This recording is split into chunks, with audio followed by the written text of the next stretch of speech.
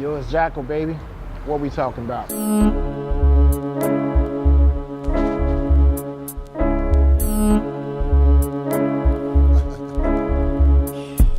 Invention, nocturnal creases, incisions, sinking through dimensions, optimal to no ending, diminishment through competition, comprehension, non-existence. The rules last layer, mayor of pain and crucifixion.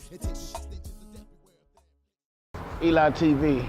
We talking about how I got here. Okay, first of all, it started off with slavery, right? We moved from slavery to Jim Crow. Jim Crow to the Civil Rights era, right? Civil Rights era to mass incarceration. And what preempted mass incarceration? The drug trade. What preempted the drug trade? Redlining.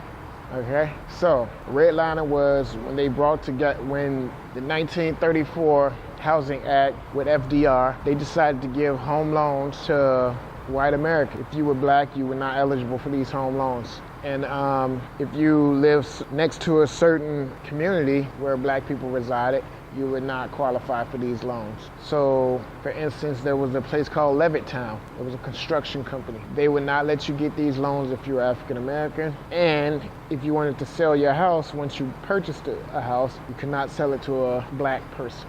In Detroit, Michigan, one community was trying to get loans, and they would not approve them for loans to refinance their homes because they were too close to a black community. So a 6-foot wall that was a foot thick, concrete, and a foot deep, and split the community up so there can be a dividing line.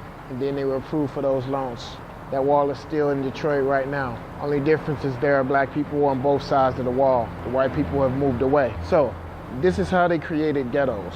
And when the white people moved out of these areas where they were living, because they were redlined and they were in the red zones, what they started doing was moving away to these other areas. And once they moved, the businesses moved with them. So these communities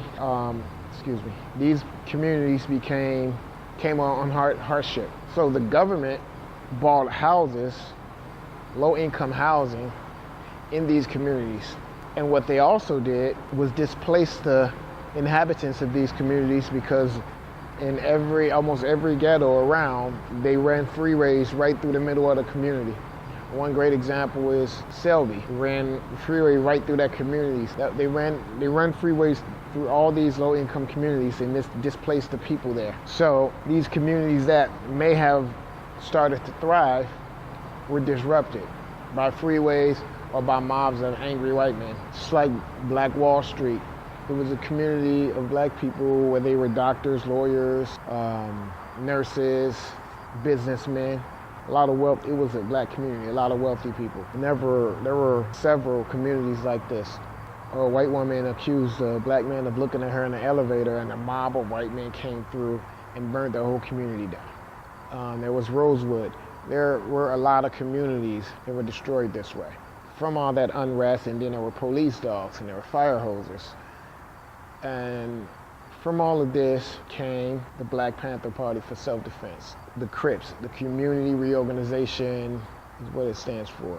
The Gangster Disciples and a lot of other gangs came together to protect the citizens of the community from police brutality. A few years later came the Bloods, which stands for Brotherly Love. So all these organizations were implemented and came from community organization and trying to pull the community together and protect ourselves. And then, since that was happening,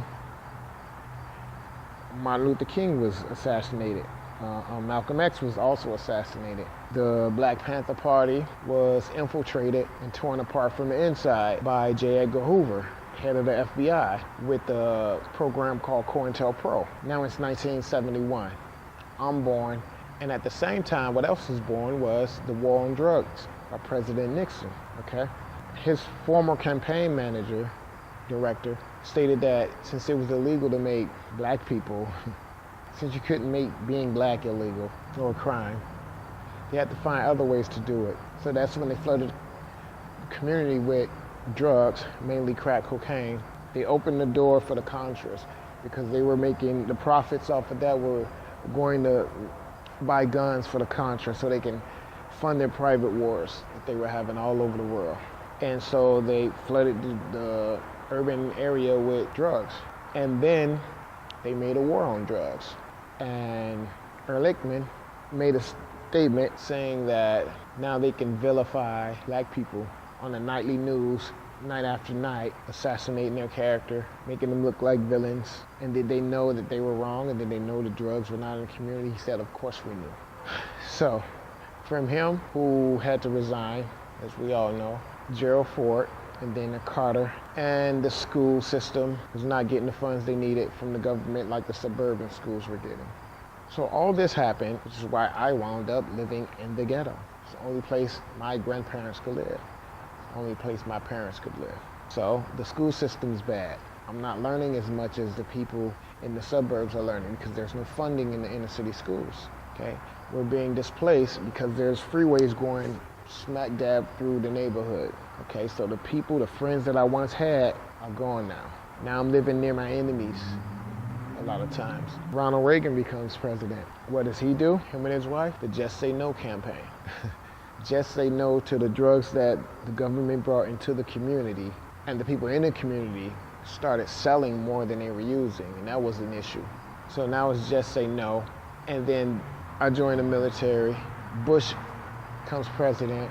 Now we're fighting a war, a personal war that had nothing to do with us. Get out the military. Clinton's president. And once again, what do to the community? They make they enforce tougher drug laws. They made crack cocaine 100 to 1 in reference to regular pure cocaine. Who mostly uses and sell crack cocaine? The inner city, because it's less expensive. Okay, so now it's the same drug, substance-wise, but now it's 100 to 1 disparity with the drug, because it's more dangerous, okay? They make marijuana illegal. They make it a category 1 drug, so it's as dangerous as cocaine. How did that become illegal? That became illegal through a guy named Anslinger. He was the head of the Drug Administration, who had just came off of Prohibition and was looking for his next target, which they took the name marijuana from, that was the Mexican name for it, and they called it a horrible drug, and they said it would make the Negroes and the Mexicans rape your white women. And they put this in movies, they put it in the advertisements, and pretty much they scared the public, because before that time, during the beginning, the history of America, everyone across the world was using the cannabis plant for all types of things. They were using it for oil. They could use it to, just like to make plastic, they can use it to make that material. They can use it to make harder material. They can use it for medicine. The cannabis plant was used to make rope, clothing, an abundance of things. Hemp is what was used in the plant. And they made it illegal, and then they forced all the other countries around the world to make it illegal as well. So now, plant that everybody was using across the world, they used a fear tactic to make it illegal, and then also used that as they did crack to go after people in the urban community. And now today we have more black men in prison than we had in the slave fields in the 1850s. And that's ridiculous. That being the case, I had my run-ins with the law.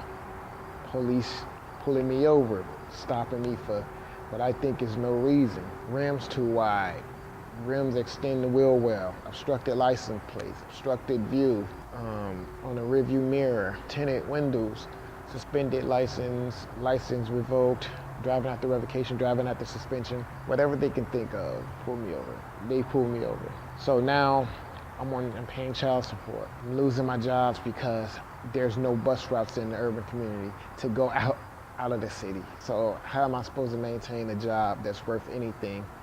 So now child support is suspending my license because I can't keep a job, because I keep getting pulled over, because they keep taking my car. And so I'm here today. And what's happening here today, no matter what I've went through, today I'm a probation officer. I've been through a lot just to get here to where I am. And now what do I go through? I have to go through when I come to work at 9 o'clock, because maybe I worked off-site, maybe I worked from home, maybe I visited my clients. I gotta get the question asked to me, why are you here so late?